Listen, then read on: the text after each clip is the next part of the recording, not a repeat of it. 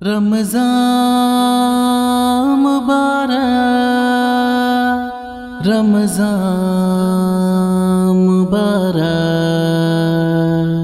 رحمت کی فراوانی کا عنوان مبارک ہو عالم اسلام کو رمضان مبارک، رحمت کی فراوانی کا عنوان مبارک ہو عالم اسلام کو رمضان مبارک، رمضان مبارک۔ بسم اللہ الرحمن الرحیم۔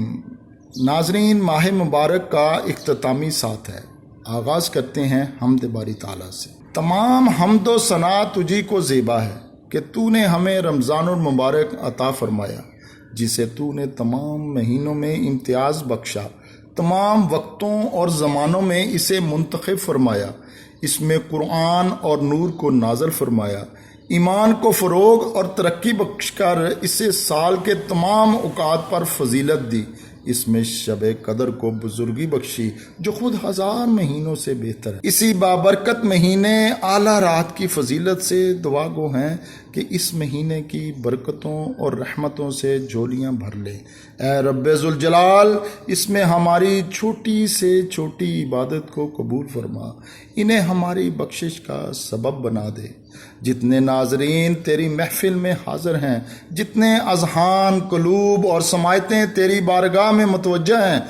اس مبارک مہینے کی رحمتوں کے صدقے انہیں بخشش فرما دے۔ اے رب العالمین، ہم نے اس مبارک مہینے میں غفلت کے سبب جتنے ظلم کیے ہیں، ہمارے چھوٹے سے چھوٹے گناہ اور چھوٹی سے چھوٹی سرگش کو معاف فرما۔ اے کل کائنات کے مالک و خالق،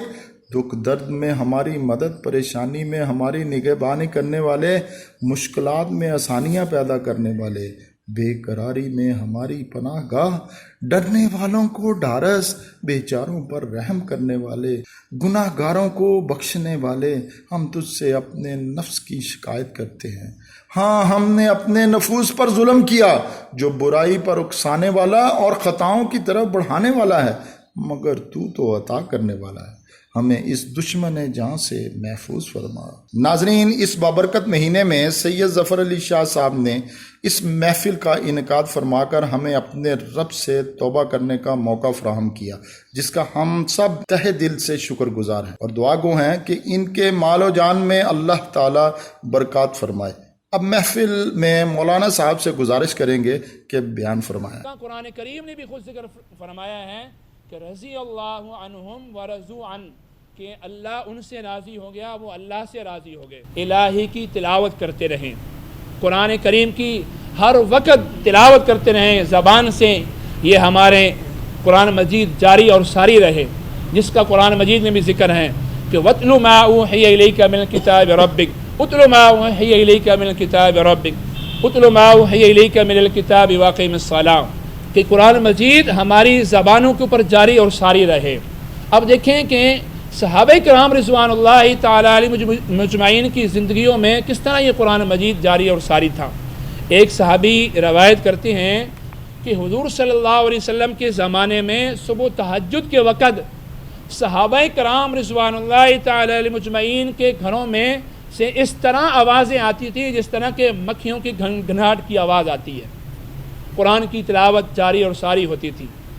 ایک صحابی کہتے ہیں کہ میں حضور صلی اللہ علیہ وآلہ وسلم سے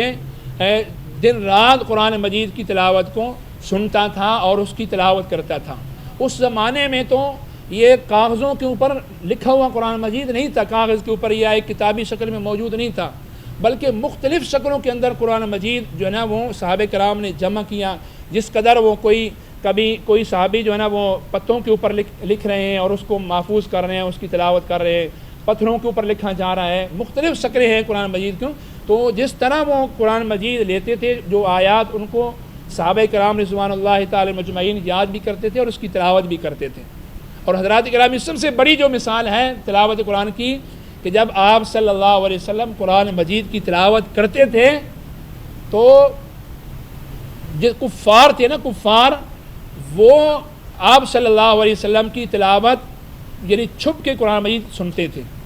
چھپ کے قرآن مجید کی تلاوت سنا کرتے تھے۔ اب رات کو آپ صلی اللہ علیہ وسلم جب کعبہ کے اندر تلاوت کرتے تھے تو بڑے بڑے کفار بھی پیچھے سے آ کے رات کو آپ صلی اللہ علیہ وسلم کی تلاوت سنتے تھے۔ اب ایک دن انہوں نے یہ میٹنگ کی کہ بھئی اب حضور صلی اللہ علیہ وسلم کا یہ کلام ہمیں نہیں سننا چاہیے،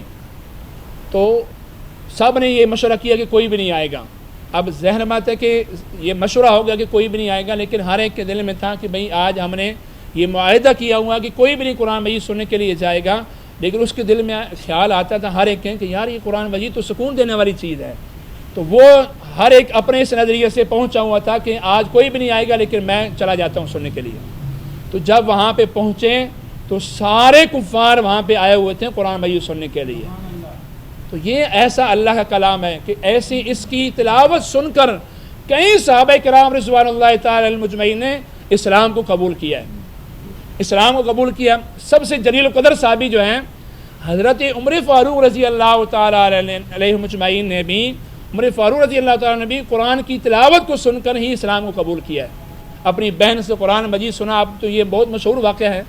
کہ اپنی بہن سے قرآن مجید سنا اور اس کی تاثیر گھر کر گئی اور اسلام لے آئے۔ تو حضرات گرامی، دوسرا جو ہمارے اوپر حق ہے کہ وہ قرآن مجید کی تلاوت کا ہے کہ ہم قرآن مجید کی تلاوت کو اپنا محور بنائیں۔ اور تیسرا جو حق ہے قرآن مجید کا ہمارے اوپر، وہ قرآن کے معانی کو، اس کے ترجمے کو سیکھا جائے، اس کے اندر غور و فکر کیا جائے۔ قرآن جس کے بارے میں کہتے ہیں افلا یتدبرون القرآن ام علی قلوب اقفالها، کہ کیا تم قرآن کے اندر غور و فکر نہیں کرتے ہیں؟ کیا آپ کے دلوں کے اوپر تالے لگے ہوئے ہیں؟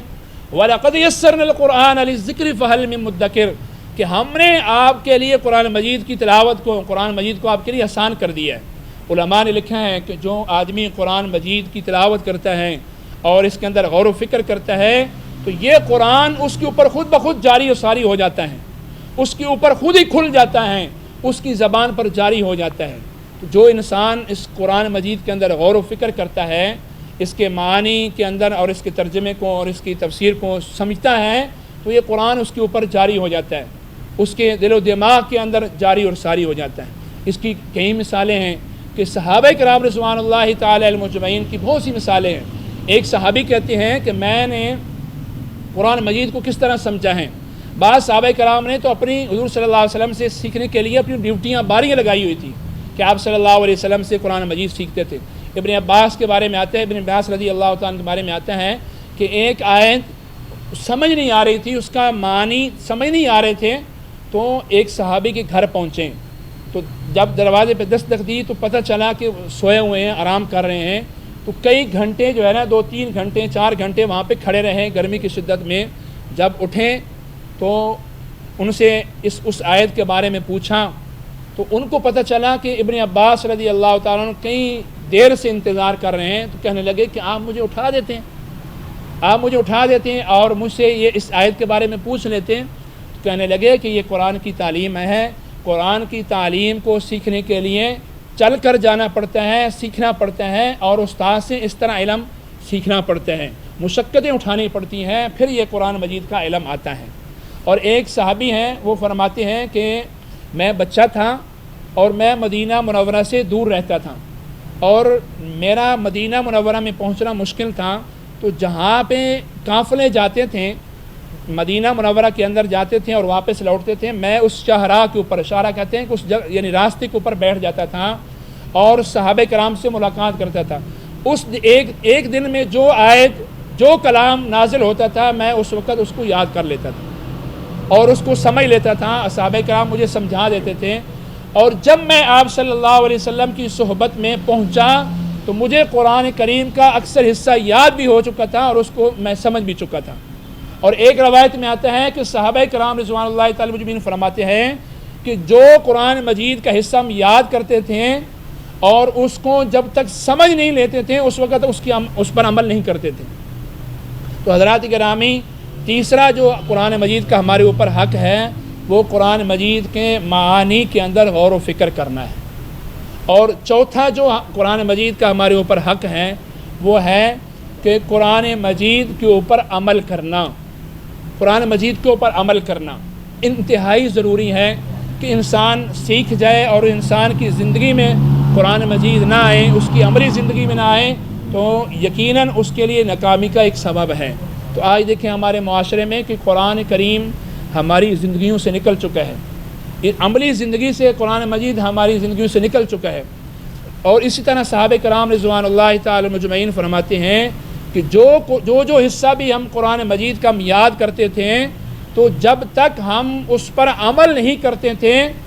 اگلے والا حصہ ہم یاد نہیں کرتے تھے۔ جو حصہ ہم یاد کرتے تھے اس پر عمل بھی کرتے تھے، اور جب عمل ہو جاتا تھا پھر اگلے والا حصہ ہم حضور صلی اللہ علیہ وسلم سے سیکھتے تھے۔ تو حضرات گرامی، پانچواں جو حق ہے، آخری جو حق ہے قرآن مجید کا ہمارے اوپر، وہ ہے کہ قرآن مجید کی تعلیم کو آگے تک دوسروں تک پہنچانا۔ یا ایھا الرسول بلغ ما انزل الیک من ربک وان لم تفعل فما بلغت رسالتک، اے نبی جو کتاب، جو احکام، جو پیغام آپ کو دیے گئے ہیں اس کو آگے تک پہنچائیں۔ تو یہ قرآن کریم کی یہ تعلیمات ہیں، یہ ہمیں اس چیز کا سبق دیتی ہیں کہ اگر قرآن کریم کو آپ نے سیکھ لیا ہے اس کو آگے دوسروں تک پہنچائیں۔ حضور صلی اللہ علیہ وسلم نے فرمایا کہ خیرکم من تعلم القرآن وعلمہ، کہ تم میں سے بہترین ہے وہ شخص جو قرآن کو خود بھی سیکھیں اور پھر اس کی تعلیم کو آگے دوسروں تک پہنچائیں۔ تو حضرات گرامی، آج لمحہ فکر آج بیٹھنے کا یہ ہے کہ ہم دیکھیں اپنے معاشرتی زندگی میں، انفرادی زندگی میں دیکھیں کہ یہ قرآن ہماری زندگیوں میں کس قدر موجود ہے۔ یعنی ان حقوق کو، یعنی پانچوں جو حق ہیں، ان کو سامنے رکھ کر ہر انسان دیکھیں۔ آج ہم یعنی وباؤں کا یا حالات کا رونا رو رہے ہیں، لیکن ان حقوق کو سامنے رکھ کر ہم یہ دیکھیں کہ کیا یہ قرآن کریم ہماری زندگیوں میں موجود ہے یا نہیں ہے، ہماری زندگیوں میں موجود ہے یا نہیں ہے۔ ہم اس کے اپنے گریبان میں جھانکیں۔ اب دیکھیں کہ بہت سے معاشرے میں ایسے لوگ ہیں جن کو قرآن نہیں آتا، بہت سے ایسے لوگ ہیں یعنی بڑے بڑے عہدوں پر موجود ہیں، ساری دنیا حاصل ہیں، لیکن قرآن کی تعلیم، قرآن کے اوپر کا ترجمہ وہ ہمیں موجود نہیں ہے، قرآن کا ترجمہ نہیں آتا۔ اگر قرآن مجید کا ترجمہ آتا ہے تو قرآن پر عمل نہیں ہے، اگر قرآن پر عمل ہے تو آگے اس کی تعلیم کو آگے تک لوگوں تک نہیں پہنچاتے۔ تو یہ قرآن کی یہ تعلیم ہمارے ایک لمحہ فکر ہیں، یعنی قرآن کے جو حقوق ہیں ان کو ہم اگر سامنے رکھیں تو اور پھر ہم اپنی زندگیوں کا اگر جائزہ لیں تو ہمیں اس چیز کا یعنی خود احتساب کرنا چاہیے، یعنی محاسبہ کرنا چاہیے کہ کیا ہماری زندگی میں یہ موجود ہے یا نہیں ہے۔ تو حضرات گرامی، یہ لمحہ فکر آج بیٹھنے کا یہ ہے، اس مقدس کلام کی تکمیل ہے، اس پر دعائیں بھی قبول ہوتی ہیں، اور ہمارے لیے یہ ایک لمحہ فکر ہے کہ ہم اس قرآن کریم کی تعلیم کو اپنی زندگیوں میں جاری اور ساری کریں اور اس کی تعلیم کو آگے تک پہنچائیں۔ اب دیکھیں کہ ہر انسان کی یہ کوشش ہوتی ہے کہ میری اولاد جو نا وہ دنیا کے بڑے بڑے عہدوں میں جو نا چلی جائے، ڈاکٹر بن جائے، انجینئر بن جائے، بزنس مین بن جائیں، لیکن ہر انسان کو یہ بھی معلوم ہونا چاہیے کہ کیا میں نے اپنی اولاد کو ایک انسان بھی بنایا ہے یا نہیں بنایا، میں نے انسان بھی بنایا یا نہیں بنایا۔ اور انسان تب بنتا ہے جب اس انسان کی زندگی میں قرآن آتا ہے، قرآن کی تعلیم آتی ہے تو پھر وہ انسان بنتا ہے۔ تو کیونکہ یہ جب انسان جو جس طرح بنتے ہیں، قرآن کی اس کی زندگی میں آنا ضروری ہے۔ اب جب انسان دنیا کے عہدوں میں پہنچ جاتے ہیں، بڑے بڑے عہدوں میں دنیا حاصل کر لیتے ہیں، اگر وہ انسان نہیں بنتا تو میں کہتا ہوں اس کی دنیا بھی خراب ہے، آخرت بھی خراب ہے۔ اب اس کو دیکھیں کہ دنیا میں رہ رہے ہیں، اس کو انسان ہونا نہیں آتا، انسانیت اس کے اندر نہیں ہے، اس کے اندر اخلاق نہیں ہے، اس کے اندر ادب نہیں ہے، اس کے اندر تمیز نہیں ہے، اس کو بولنا سولنا نہیں آتا، بولنا بھی اگر نہیں آتا تو اس کا مطلب ہے کہ قرآن کی تعلیم اس کی زندگی میں موجود نہیں ہے، قرآن کی اس کی زندگی میں موجود نہیں ہے، قرآن کی تعلیم اس کی زندگی میں موجود نہیں ہے۔ تو حضرات گرامی، جہاں ہم دنیا کے اندر اپنی زندگی کھپا رہے ہیں، دنیا کے عہدوں کے لیے، دولت کے لیے ہم اپنی زندگی کھپا رہے ہیں، تو اسی طرح ہمیں یہ چاہیے کہ ہم انسان ہونے کے لیے بھی اپنی زندگی کو کھپائیں۔ انسان کس طرح بنتے ہیں کہ جب اس کی زندگی میں قرآن آتا ہے، قرآن کی تعلیم کو خود بھی سیکھیں اور اس کو آگے اپنی اولاد تک بھی منتقل کریں، اولاد کو بھی دین سکھانے کے لیے سیکھنے کے لیے کوشاں ہوں،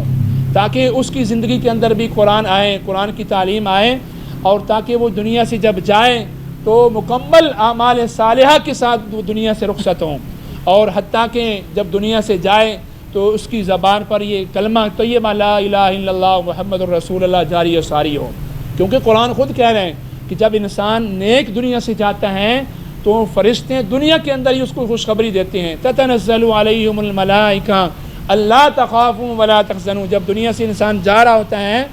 تو فرشتے آ جاتے ہیں، قرآن یہ کہہ رہے فرشتے آ جاتے ہیں، فرشتے اس کو خوشخبری دیتے ہیں، کہتے ہیں وَأَبْشِرُوا بِالْجَنَّةِ الَّتِي كُنْتُمْ تُوعَدُونَ، کہ ہم آپ کے لیے دنیا کے اندر آتے ہیں اس کے پاس، اس کو کہتے ہیں ہم آپ کے لیے جنت کی خوشخبری لے کے آئیں۔ آگے جملہ دیکھنا اللہ نے کیا کہا ہے، نحن اولیاؤکم فی الحیات الدنیا وفی الآخرہ، فرشتے اس کو کہہ رہے ہیں کہ ہم دنیا میں بھی تمہارے دوست ہیں اور آخرت میں بھی تمہارے دوست رہیں گے۔ نحن اولیاؤکم فی الحیات الدنیا وفی الآخرہ وَلَكُمْ فِيهَا مَا تَشْتَهِي أَنفُسُكُمْ وَلَكُمْ فِيهَا مَا تَدَّعُونَ، اب تم جو چاہو گے آپ کو ملے گا، آخرت میں تم جو چاہو گے آپ کو ملے گا۔ تو اللہ تعالیٰ سے دعا ہے کہ اللہ تعالیٰ ہمیں اس آیت کا مصداق بنا دے، اور اس طرح ہم دنیا سے جائیں کہ فرشتے ہمیں خوشخبریاں لے کے آئیں، اور دنیا سے ہم جائیں تو اعمال لے کے جائیں، قرآن کی تعلیم لے کے جائیں، قرآن ہماری زندگیوں میں جاری اور ساری ہوں، اور جب قبر میں بھی جائیں قبر میں بھی ہمارا استقبال ہو، آخرت میں جائیں آخرت میں بھی ہمارا استقبال ہو۔ تو اللہ تعالیٰ سے دعا کرنی چاہیے کہ یا اللہ اس رات کے صدقے یہ جو قرآن مجید ہم نے پڑھا ہے، یا اللہ اس پر ہمیں عمل کی بھی توفیق عطا فرما، یا اللہ اس کی تعلیمات کو ہماری زندگیوں میں جاری اور ساری فرما۔ اس وقت جو ہم زمانے کا حالات کا رونا رو رہے ہیں اس کی یہ وجہ نہیں ہے، اس کی بنیادی جو وجہ ہے اس کی بنیادی وجہ یہی ہے کہ قرآن ہماری زندگیوں سے نکل چکا ہے۔ ان صحابہ کرام نے قرآن کو اپنی زندگی میں جاری اور ساری کیا تھا، اللہ نے ان کو پستیوں سے بلندیوں تک پہنچا دیا۔ آج ہم قرآن کی تعلیم سے دور ہیں، جس کی وجہ سے آج پستیوں میں ہم ڈوبے ہوئے ہیں، جس کی وجہ سے یعنی علامہ اقبال نے یہی کہا ہے نا کہ وہ معزز تھے زمانے میں مسلمان ہو کر، ہم آج ذلیل و خوار ہیں تارک قرآن ہو کر۔ اللہ تعالی ہمیں اس قرآن مجید کے اوپر عمل کرنے کی توفیق عطا فرمائے، جو کچھ پڑھا ہے سنا ہے اللہ تعالیٰ اس پر عمل کی توفیق عطا فرمائے، اور یہ جو تقریب ہوئی ہے اللہ تعالیٰ اس کو اپنی بارگاہ الہی میں قبول فرمائے، اور شاہ صاحب نے جس قدر یہ محنت کیا ہے، یہ اہتمام کیا ہے، اللہ تعالیٰ ان کا یہ اہتمام اپنی بارگاہ الہی میں قبول فرمائے، اللہ تعالیٰ ان کی رزق میں بھی برکتیں عطا فرمائے، ان کی زندگیوں میں بھی سکون اور راحت عطا فرمائے، کیونکہ یقین جانیے کہ جس زندگی کے اندر قرآن مجید موجود ہوتا ہے، آج ہمیں بڑے بڑے لوگوں کے یعنی ایک لوگ کہتے ہیں کہ ہماری زندگیوں میں سکون نہیں ہے، ہماری زندگیوں میں چین نہیں ہے، اور ہم لوگ پریشان ہیں، ساری چیزیں میسر ہوتی ہیں لیکن سکون اور راحت نہیں ہوتا۔ اس کی وجہ یہی ہے کہ قرآن اس کی زندگیوں میں موجود نہیں ہوتا، دین کی تعلیم، اعمال صالحہ، نماز ان کی زندگی میں موجود نہیں ہوتی۔ تو اللہ تعالیٰ ان کی زندگیوں میں بھی برکت عطا فرمائے، اور اللہ تعالیٰ ان کی نیک حاجتوں کو بھی، نیک تمناؤں کو پورا فرمائے، اور ان کی جو اولاد ہے اللہ تعالیٰ ان کو بھی نیک لائق کریں، اعمال صالحہ کرنے کی توفیق ان کو عطا فرمائے، اور ان کی آنکھوں کی ٹھنڈک بنائے۔ اللہ تعالیٰ عمل کی توفیق عطا فرمائے، دعا فرمائے۔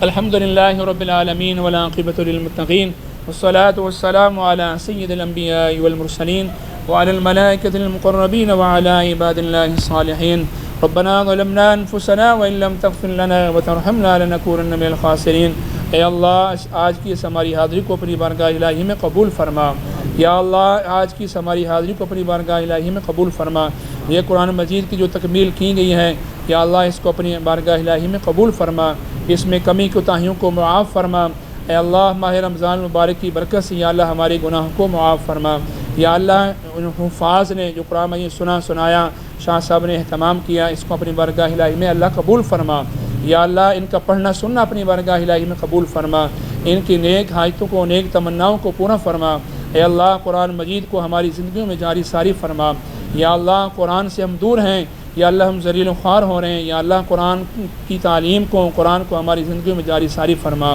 یا اللہ ہمیں رخت اسلام پہ رکھ کر مرتے وقت کلمہ طیبہ نصیب فرما۔ یا اللہ جو لوگ پریشان حال ہیں، پریشان ہیں، یا اللہ ان کی پریشانیوں کو دور فرما، جو بیمار ہیں گھروں میں ہیں اسپتالوں میں یا اللہ سب کو شفا عطا فرما، یا اللہ جتنے بھی مرحومین مسلمین دنیا سے چلے گئے یا اللہ سب کی بخشش فرما، سب کی مغفرت فرما، سب کے درجات کو بلند فرما، یا اللہ ہمارے اعمال بد کی وجہ سے یا اللہ تو نے ہمارے اوپر جو بلائیں آفات مصیبتیں ہمارے اوپر یا اللہ نازل کی ہیں، یا اللہ اپنی اس رحمت الہی کے صدقے رمضان المبارک کے صدقے یا اللہ اس قرآن کریم کے صدقے ہیں یا اللہ ان بلاؤں کو آفات کو ہمارے اوپر سے یا اللہ دور فرما، یا اللہ اپنی رحمتوں کا نزول فرما، یا اللہ ہم گناہ گار ہیں خطا وار ہیں یا اللہ ہماری خطاؤں کو معاف فرما، یا اللہ ہمیں مانگنا نہیں آتا یا اللہ بن مانگے ہمارے لیے خیر کے فیصلے فرما، یا اللہ اس ملک پاکستان کی حفاظت فرما، اسلام کی حفاظت فرما، یا اللہ مسلمانوں کی حفاظت فرما، جہاں کہیں بھی مسلمان مظلوم ہے یا اللہ ان کی مدد و نصرت فرما، یا اللہ کفر کو یا اللہ نیست و نابود فرما، ان کے عزائم کو نیست و نابود فرما، یا اللہ مساجد کی خانقاہوں کی یا اللہ مدارس کی حفاظت فرما، یا اللہ اہل علم کی حفاظت فرما، یا اللہ اہل علم کی حفاظت فرما، یا اللہ اس تقریب میں جتنے بھی بچے نوجوان یا اللہ اس میں شرکت کر رہے ہیں یا اللہ ان سب کی شرکت کو اپنے برگاہ الہی میں قبول فرما، یا اللہ ہم سب کی نیک حاجتوں کو نیک تمناؤں کو پورا فرما، یا اللہ شاہ صاحب کے بھی نیک اولاد کو بھی نیک اور نیک صالح بنا، ان کی آنکھوں کی ٹھنڈک بنا، یا اللہ ان کی نیک حاجتوں کو نیک دلی تمناؤں کو پورا فرما، یا اللہ ہمیں رخت اسلام پہ رکھ مرتے وقت اے اللہ کلمت ہی بنصیب فرما، یا اللہ ہم دنیا سے جائیں تو حالت ایمان سے جائیں، یا اللہ قبر والی زندگی حشر والی زندگی آسان فرما، یا اللہ قبر والی زندگی حشر والی زندگی آسان فرما، قبر کی ہولناکیوں سے حشر کی رسوائیوں سے اللہ محفوظ فرما، یا اللہ دنیا کے اندر بھی ہمیں اعمال صالحہ کی توفیق عطا فرما، اے اللہ ہماری اولادوں کو نیک صالح بنا، یا اللہ ہمارے لیے آنکھوں کی ٹھنڈک بنا، یا اللہ جن لوگوں نے دعاؤں کی درخواست کی ہے یا اللہ ان کی نیک حاجتوں کو نیک تمناؤں کو پورا فرما،